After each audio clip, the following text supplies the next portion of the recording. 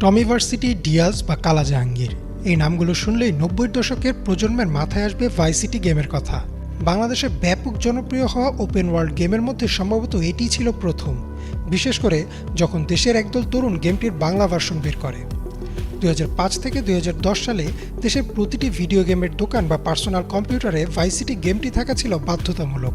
৯০-এর দশকের প্রজন্মের এই গেমটি এবার ফিরে আসছে নতুন গল্প নিয়ে, নতুন প্রজন্মের জন্য। ইতিমধ্যেই মুক্তি পেয়েছে গেমের ট্রেইলারও। ভাইস সিটি গেমটি ডেভেলপ করে রকস্টার নর্থ আর বাজারে ছাড়ে রকস্টার গেমস। গেমটি ছিল বিখ্যাত গ্র্যান্ড থেফট অটো সিরিজের চতুর্থ সংযোজন।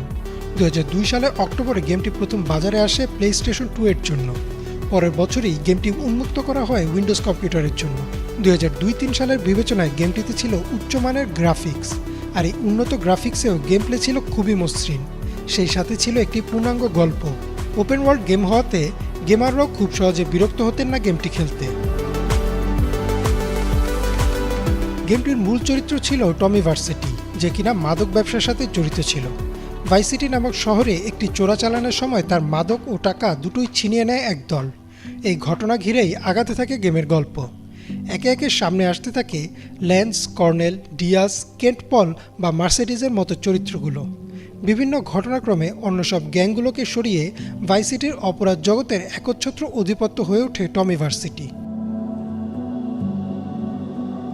গেমটি ২০০২ সালে বিশ্বজুড়ে বেস্ট সেলিং গেমের খেতাব পায় এবং ওই বছরই প্রায় ১৭.৫ মিলিয়ন কপি বিক্রি করে।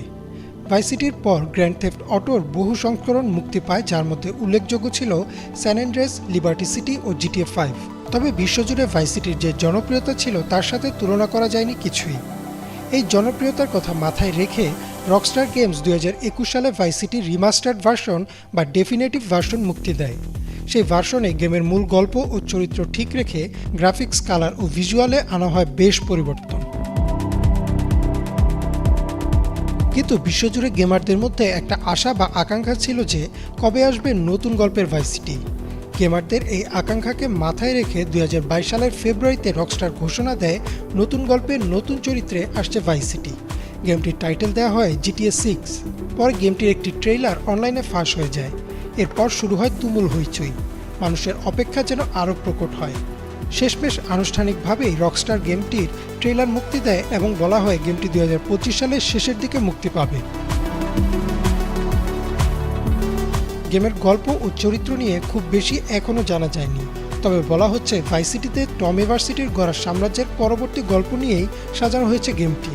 এছাড়াও বহু গেমারের ধারণা যে হয়তো ভাইস সিটির আইকনিক চরিত্র টমি ভার্সিটিকেও দেখা যাবে এই গেমে, তবে হয়তো তাকে আগের গেমের মতো অ্যাকশনে দেখা যাবে না।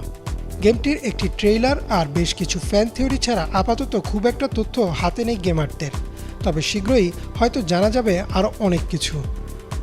ইমরান মাহমুদ, বাংলা ভিশন।